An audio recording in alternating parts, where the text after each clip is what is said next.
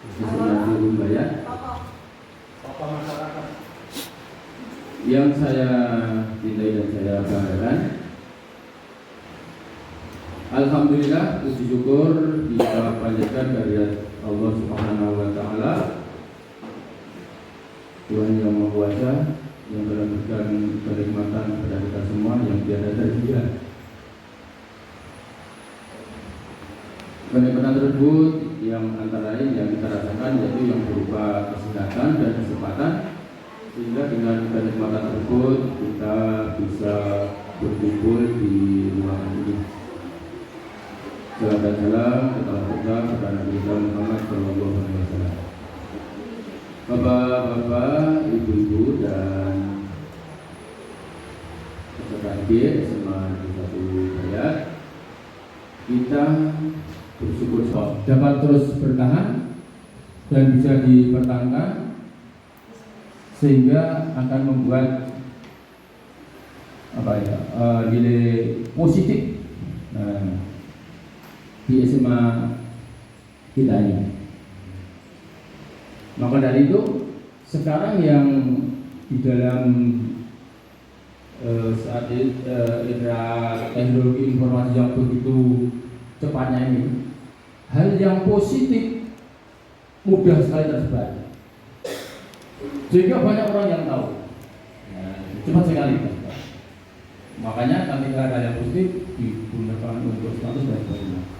Kemudian sebanyak penggerak seperti Mbak Tias, karena adanya guru penggerak ternyata kita bisa diisi macam-macam, seperti yang bulan lalu itu ya, diskusi tentang visi misi ya. Kan sebenarnya kalau nggak ada guru penggerak ini nggak ada diskusi itu. Kemudian sekarang adalah diskusi mengenai aset sumber daya sekolah. Sumber daya sekolah itu kaitannya juga dengan tadi warga SMA tadi. Makanya itu karena kita mempunyai aset tadi itu kita pertahankan supaya bisa. Bapak yang saya hormati, acara pada kesempatan ini adalah diskusi tentang aset. Untuk itu acara akan disampaikan yang pertama nanti adalah pembukaan, kemudian sambutan kepala sekolah, yang ketiga langsung ke inti yang akan dipandu oleh Ibu Iyas Ambarsari, SPD MSI. Kemudian yang keempat lain-lain yang terakhir penutup. Marilah kita buka acara diskusi ini dengan berdoa menurut agama dan keyakinan kita masing-masing. Berdoa dipersilakan. Amin ya rabbal alamin. Semoga acara pada pagi dan siang nanti bisa berjalan lancar, tidak ada rasa apapun. Setelah pembukaan, kita lanjutkan acara yang berikutnya adalah sambutan kepala sekolah. Untuk itu, waktu dan tempat kami persilakan kepada Bapak Dr. Ades Subrana. Monggo. Ya, terima kasih. Bismillahirrahmanirrahim. Assalamualaikum warahmatullahi wabarakatuh. Bapak Ibu guru yang saya hormati, tokoh masyarakat dan orang tua siswa juga yang saya hormati dan saya sayangi dan saya banggakan, perwakilan siswa siswi ini kelas 10 kelas 11. Nah, ini merupakan aset-aset anak-anak bangsa yang akan memimpin di masa yang akan datang. Bapak Ibu yang saya hormati, pada kesempatan ini marilah kita panjatkan puji syukur kehadirat Allah Subhanahu wa taala yang telah banyak melimpahkan rumah dan hidayah kepada kita semua. Di antaranya alhamdulillah di pagi yang cerah ini kita diberi nikmat kesehatan sehingga kita bisa berada di ruang ini fisika ini ya, yang kita gunakan untuk itu nanti pemanfaatan atau pemindahan aset sekolah. Bapak Ibu yang saya hormati, seharusnya memang kita sebagai guru kita tahu aset sekolah itu apa dan dimanfaatkan untuk apa. Memang aset itu sangat penting. Kalau aset itu digunakan untuk peserta didik, dipersilahkan, itu memang harus. Tapi kalau digunakan sendiri, dibawa pulang itu yang tidak boleh ya. Ini pemanfaatan aset sekolah dimanfaatkan untuk mendidik anak-anak agar nanti lebih cerdas, lebih pintar. Jadi mari nanti kita bahas mengenai penggunaan dan pemanfaatan sumber daya di SMA Negeri 1 Bayat ini dengan sebaik-baiknya nanti dipimpin oleh Ibu Dias Ambasari SPG.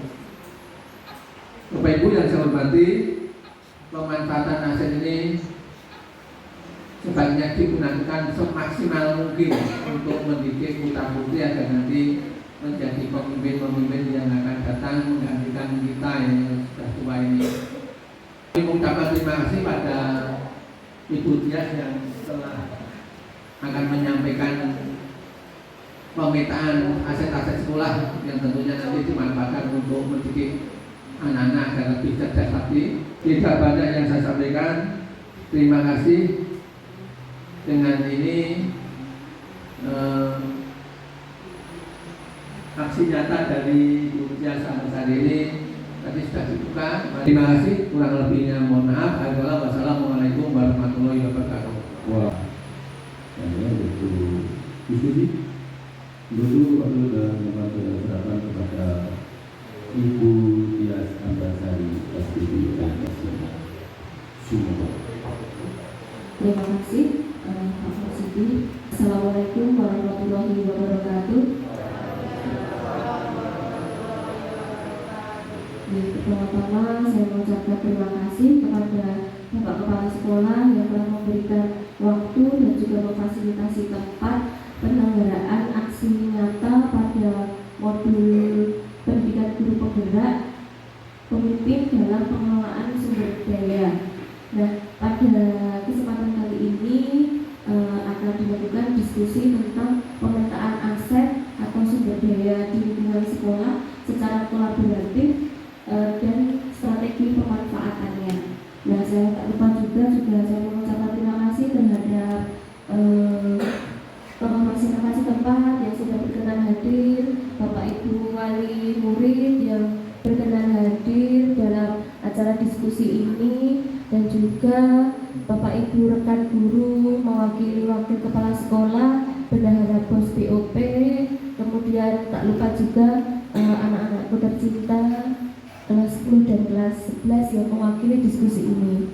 Nah, harapannya apa dari diskusi ini? Kita akan menyadari bahwa di sekolah kita itu juga ada asetnya. Nah, asetnya apa saja? Nah, dari diskusi ini yang kita harapkan adalah kita bersama-sama ekosistem sekolah itu mengidentifikasi aset atau kekuatan atau sumber daya yang kita miliki. Yang utama di lingkungan sekolah itu, yang pertama ada aset, yang pertama modal manusia. Nah, yang kedua ada modal sosial, ada modal politik, modal agama dan budaya, modal fisik, modal lingkungan alam, dan modal finansial. Nah, kita akan mengidentifikasi modal-modal tersebut di lingkungan sekolah kita, entah dari internal ataupun dari luar lingkungan sekolah. Nah, setelah kita mengetahui modal apa saja yang ada di dalamnya, kita akan membuat suatu strategi pemanfaatannya. Modal itu mau kita apakan agar bisa membantu untuk kemajuan sekolah ini, dan tentunya membantu mendampingi, memfasilitasi pendidikan yang berpihak pada murid. Ada modal manusia. Nah, modal manusia ini sumber daya manusia yang ada di lingkungan sekitar kita. Nah, pendekatan lain mengelompokkan aset modal ini adalah melihat kecakapan seseorang. Nah, mari kita identifikasi yang ada di sekolah kita ini, modal manusianya siapa saja. Yang pertama kepala sekolah, Bapak Ibu dan kepala sekolah kita Bapak Sukirna menempati SMA 1 Bayat ini sudah di instansi yang kedua, yang tentunya sudah berpengalaman dari sekolah sebelumnya. Nah, ini tentunya juga punya jejaring instansi yang juga mendukung kemajuan sekolah kita ini. Nah, menurut panjenengan Bu, bagaimana kita strategi pemanfaatan untuk kepala sekolah ini? Ya, strategi pemanfaatan kepala sekolah itu bisa menjadi manajer. Manajer itu sekaligus pemimpin ya. Kalau kita dikatakan manage, mengatur stakeholder yang ada di SMA 1 Bayati. Sebagai manajer harus bisa mencetak stakeholder yang berkualitas, berprestasi juga. Terima kasih Bu Eni. Ada tambahan mungkin dari Bapak Ibu untuk strategi pemanfaatan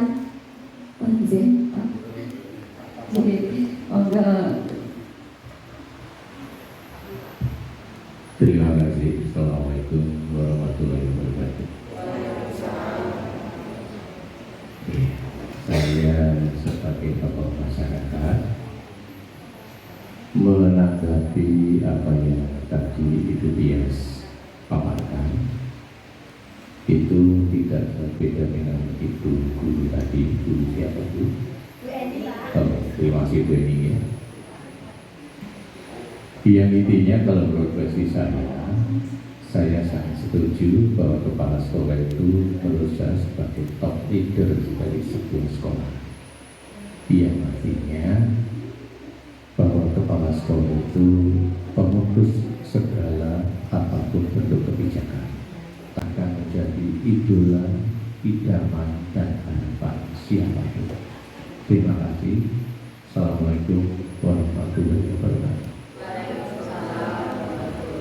Terima kasih Pak Anggoro mewakili Kepala Desa Bawak. Selanjutnya modal yang kedua adalah guru. Nah, untuk Bapak Ibu guru di sini kan minimal sudah pendidikannya juga sudah S1 ya. Jadi ini sudah salah satu aset juga, dan tidak hanya pendidikan S1. Mungkin dari Bapak Ibu guru juga sudah banyak yang memiliki sertifikat pendidik. Nah, artinya untuk profesionalitas seorang pendidik juga tidak diragukan lagi ya. Kalau kita hitung, ada nggak kira-kira Pak 70% itu ada nggak untuk yang guru yang memiliki sertifikat pendidik? Ada, oke. Nah, bagaimana Pak pemanfaatan modal aset guru ini biar maksimal untuk ikut turut serta dalam kemajuan sekolah ini? Guru di sekolah ini yaitu karena guru ini semuanya sudah sarjana, maka perlu adanya pengembangan diri. Itu bisa mengikuti pelatihan atau diklat dan pendidikan yang lain. Misalnya pendidikan yang lain itu bisa masuk ke dalam komunitas atau MPLD. Dan alhamdulillah saya sebagai ketua MPLD Geografi itu berusaha untuk mengembangkan minimal untuk mapel yang saya ampu. Terima kasih Pak Marsidi.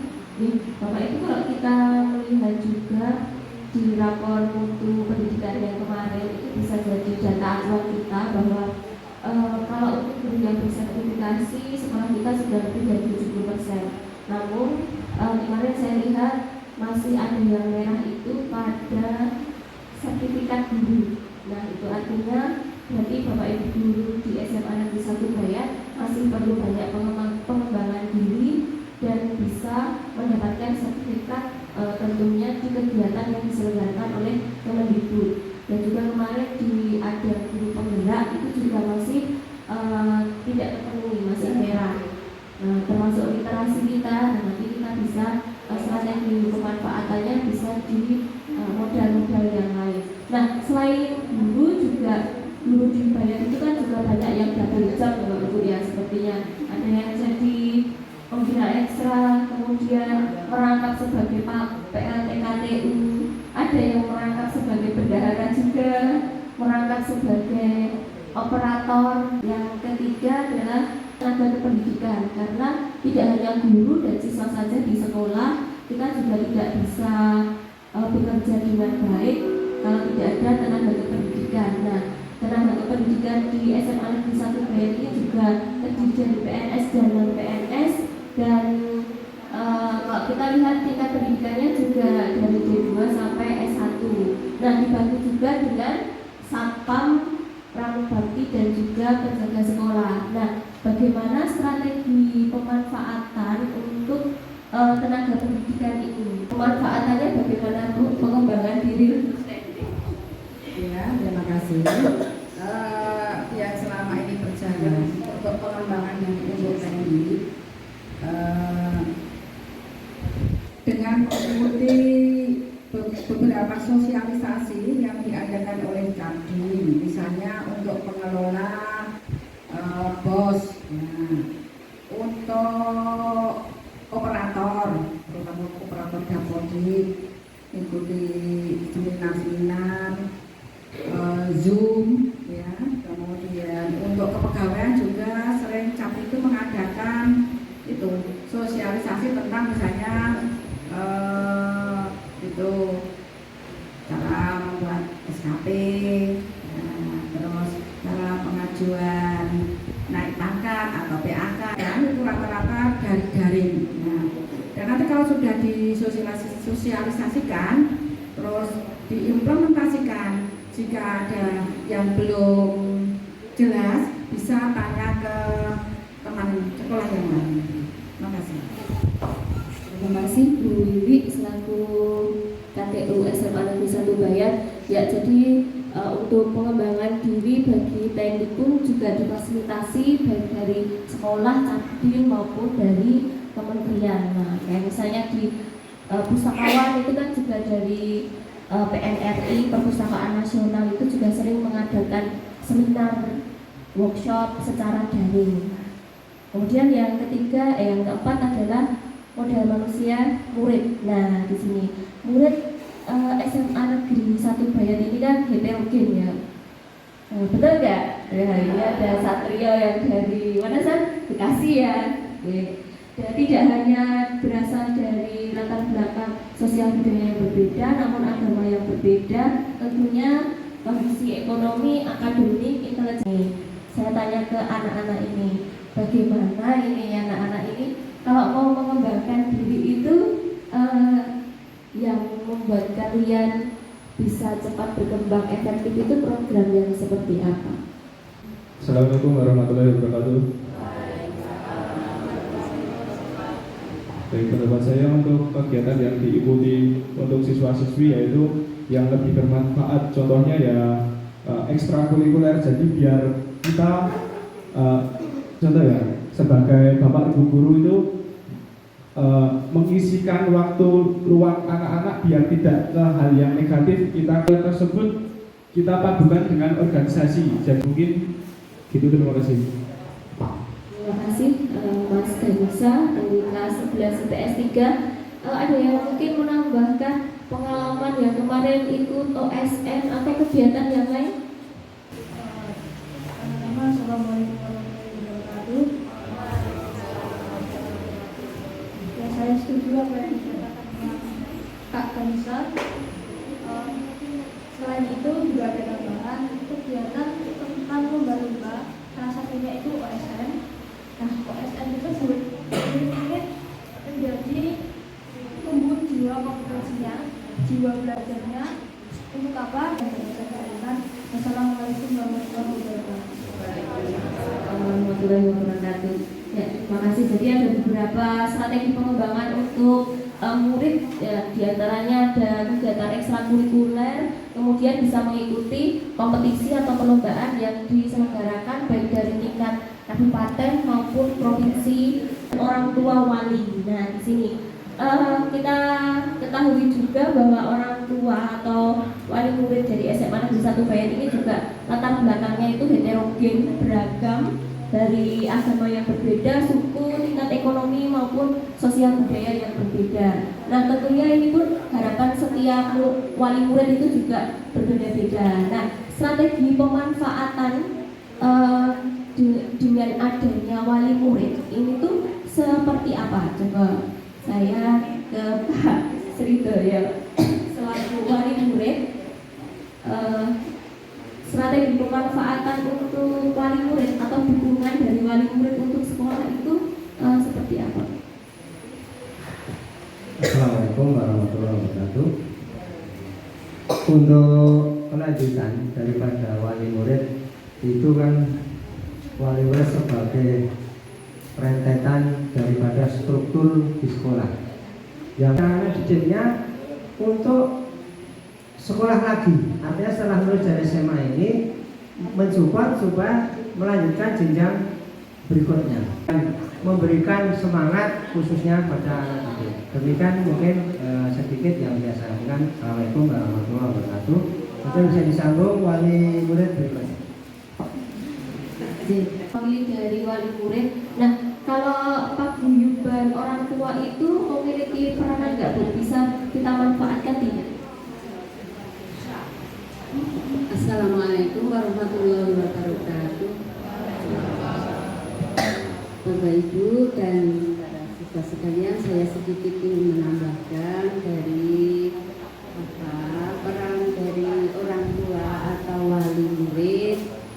Ya, alhamdulillah saya merasakan, saya sebagai wali murid di sini merasakan bahwasanya dalam keberlangsungan pendidikan anak-anak kami cukup diikut sertakan, merasa diikut sertakan. Contohnya kemarin kita juga diajak musyawarah dalam menentukan visi misi sekolah. Saya ikuti, saya ikut sedikit punya usul dan tidak. Kurang lebihnya saya mohon maaf. Assalamualaikum warahmatullahi wabarakatuh.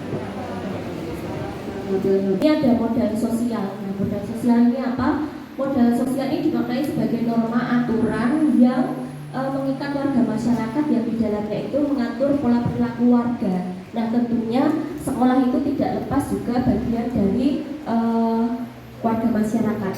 Yang kita juga harus menyatu dengan komunitas masyarakat. Nah, modal sosial itu bisa berupa asosiasi atau institusi lembaga. Bisa komunitas, bisa juga lembaga yang bisa Bapak Ibu guru jelas sudah mengikuti, yaitu FGMP ya Pak Bu. FGMP Musyawarah Guru Mata Pelajaran sebagai wadah pengembangan potensi. Nah, di sini dengan adanya kelompok-kelompok masyarakat tersebut itu seperti apa Pak? Kegiatan yang bisa dilakukan untuk pembelajaran anak.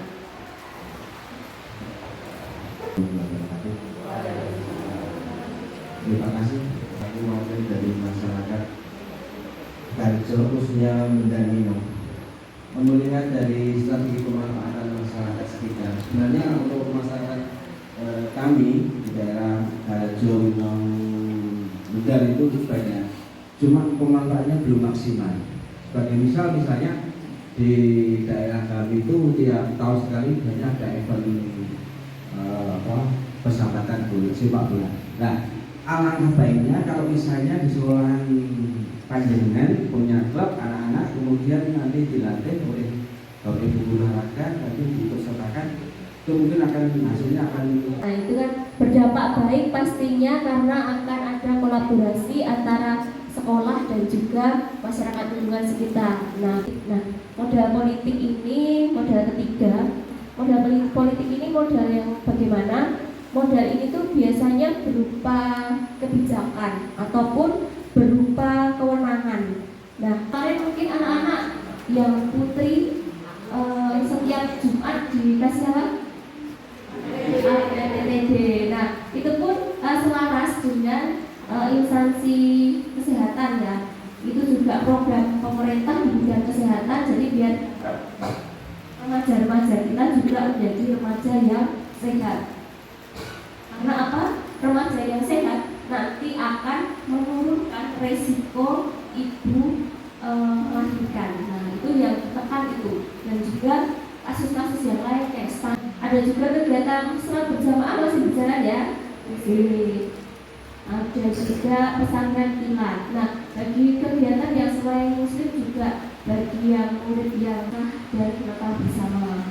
Ini sebagai bentuk penguatan karakter dari nilai-nilai agama. Yang berikutnya adalah modal fisik. Nah, di sini modal fisik ini terdiri dari bangunan dan infrastruktur. Nah, kita cek, kita coba identifikasi di bayan ini modal fisiknya apa saja. Oke, yang pertama pastinya adalah sarana prasarana ya. Kalau prasarana yang kalian ketahui di bayan itu apa saja? Yang tentunya yaitu sarana dan prasarana di sekolah ini. Di sini saya sebagai siswa sudah mengetahui sarana dan prasarana yang ada di sekolah SMA Negeri 1 Bayan ini, yaitu yang pertama yaitu laboratorium.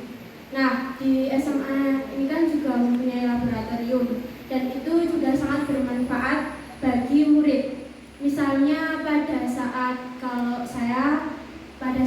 pelajaran fisika itu biasanya juga pembelajarannya itu di lab fisika. Saya sampaikan, kurang lebihnya mohon maaf. Wassalamualaikum warahmatullahi wabarakatuh. Terima kasih. Perwakilan dari kelas 11 yang untuk sarana prasarana sekolah kita sebenarnya dari segi fisik sudah cukup lengkap, tinggal bagaimana kita memanfaatkan itu sudah maksimal atau belum. Nah, untuk ada beberapa laboratorium fisika, kimia, biologi dan TIK. Kemudian ada perpustakaan juga, itu juga bisa. Nah, modal yang berikutnya adalah modal lingkungan alam. Modal lingkungan alam ini ya kita bisa identifikasi ya. Keistimewaannya SMA kita itu dekat dengan alam. Nah, potensi alamnya juga banyak. Nah, kita bisa mengolahnya menjadi nilai-nilai ekonomi yang tinggi. Nah, lingkungan alam sekitar kita, kalau kita lihat sekolah kita itu kan ada di tengah hamparan sawah ya, sawah yang sangat luas. Apalagi kalau musim tanam itu kan kelihatan hijau-hijau gitu, pohon-pohon yang masih rindang. Nah, pohon-pohon itu pun bisa kita manfaatkan. Nah, kita juga dekat dengan pemukiman yang juga sangat friendly, sangat ramah, dan juga keistimewaannya juga kita juga dekat dengan pariwisata. Lingkungan dan alam dia belum maksimal. Untuk memanfaatkan lingkungan ini perlu diadakan apa? Ada usulan? Oke. Warahmatullahi wabarakatuh. Baik, untuk pendapat saya dari segi lingkungan alam di SMA Negeri 1 Bayan ini kan masih banyak di lahan SMA Negeri 1 Bayan yang kosong. Kita bisa manfaatkan untuk menanam seperti obat-obatan herbal, dan itu kita bisa hasil dari obat-obatan herbal kita bisa manfaatkan untuk yang kelas 10 P5 contohnya kemarin tentang obatan herbal. Selain itu kita juga bisa memanfaatkan dengan menanam seperti tumbuhan yang bermanfaat. Kita bisa mengusulkan kepada wali kelas untuk setiap murid bisa menanamkan di depan kelas, jadi biar lebih dipandang lebih enak dan juga lahan-lahan yang kosong bisa termanfaatkan. Ya, terima kasih, benar sekali. Untuk boleh itu idenya bisa kita mulai. Mungkin besok kita mulai juga. Itu bisa masuk ke kebiasaan. Nah, Bapak Ibu guru sendiri, apakah sudah maksimal memanfaatkan lingkungan alam sekitar? Untuk kegiatan memanfaatkan alam sekitar, mungkin sekarang sudah dicoba setiap kelas dengan menanam tanaman tertentu. Kemudian mungkin untuk selanjutnya setiap siswa itu Jadi sebenarnya dari lingkungan alam sekitar kita bisa menuju modal finansial ini dukungan keuangan. Tanyakan ke Bu Bendahara, kalau sumber dukungan keuangan sekolah kita itu apa saja gitu. Peraturan Provinsi Jawa Tengah bahwa SMA, SMK, SLB itu tidak boleh menarik pungutan dari anak ya, dari masyarakat. maka pemerintah Provinsi Jawa Tengah, saya sebagai pemegang atau yang diberi tugas untuk mengelola keuangan dari Provinsi Jawa Tengah, yaitu dana BOP. Dan peruntukan dana BOP itu adalah yang paling utama adalah untuk honor atau gaji GTT, PTT yang belum beberapa tahun ini honor GTT, PTT itu sudah nurut atau sudah ikut aturan UN. Terima kasih waktu saya selaku manajemen di bidang pembiayaan. Kalau saya sebagai bendahara BOP, saya sebagai bendahara BOS yang sekarang sudah menjadi BOS Payment. Dulu bantuan operasional sekolah menjadi bantuan operasional satuan pendidikan per 2023. Seperti kita ketahui dan disampaikan Basir tadi bahwa sekolah negeri itu ya. Hal yang modal fisik itu seperti yang kita ketahui untuk karena kita di sini modal BOS itu untuk pembiayaan kegiatan belajar mengajar, untuk mendukung kegiatan belajar mengajar. Modali untuk membeli bibit niaga itu nanti kerjasama dengan guru PKWU atau keterampilan mengajukan proposal atau apa bisa dibiayai. Sudah menjelaskan tentang penggunaan BOP dan BOS ya. Kolaborasi anak-anak memang penting. Jadi biar kegiatan dari murid dan kegiatan dari sekolah itu bisa berjalan bersama, bisa dibiayai. Nah, apalagi kalau untuk P5 itu langkah ya. Jadi kita sebaiknya membuat perencanaan itu di tahun sebelumnya. Jadi tidak apa-apa misalnya kalian dari pengurus OSIS yang sekarang besok regenerasi, kira-kira di program yang kalian punya ide tapi belum berjalan dan bisa di-embed atau dilekatkan dengan kegiatan program sekolah. Nah itu silahkan nanti dikomunikasikan dengan pihak manajemen sekolah, bisa dengan pembina ekstra ataupun nanti kalau itu di P5 yang nanti bisa dengan koordinator P5. Jadi semua itu bisa berjalan, apalagi untuk kegiatan yang memang untuk murid begitu. Karena sudah 7 modal atau 7 aset. Nah harapannya apa? Dari pemetaan modal aset ini sekolah itu bisa membangun ekosistem yang berpihak pada murid. Dan tujuan dari kurikulum Merdeka itu kan membentuk karakter profil pelajar Pancasila. Nah tidak hanya secara akademik, namun sekarang yang ditekankan adalah profil pelajar Pancasila. Itu bisa tercapai. Nah, pada pagi hari ini bisa bermanfaat bagi kita semua, bisa bermanfaat untuk kemajuan SMA Bayan untuk selanjutnya dan dapat kita menyusun program tahun depan bisa lebih efektif, kreatif, inovatif dan berpihak pada murid. Sekian dari saya, sekian diskusi dari saya. Terima kasih. Assalamualaikum warahmatullahi wabarakatuh. Waktu saya kembalikan ke Pak Warsidi. Diskusi yang sangat menarik. Di antara tadi tentang aset lingkungan memang menarik sekali ya. Tetapi adalah yang terakhir adalah bentuk dan mungkin sebagai closing statement, marilah kita jaga aset kita, baik aset fisik maupun non fisik ini kita jaga dengan sebaik-baiknya supaya memberikan hal yang positif untuk lembaga kita, sehingga lembaga kita akan menjadi lembaga yang bagus di masyarakat, sehingga itu akan berkaitan dengan minat anak mau masuk sekolah ini dengan baik. Setelah itu acara yang terakhir adalah penutup.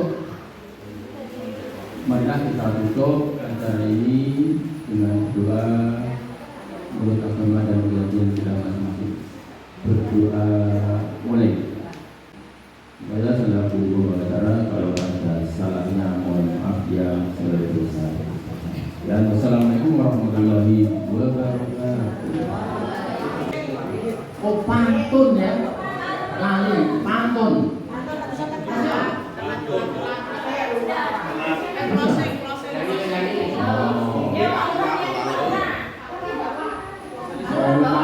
pintu harus keset.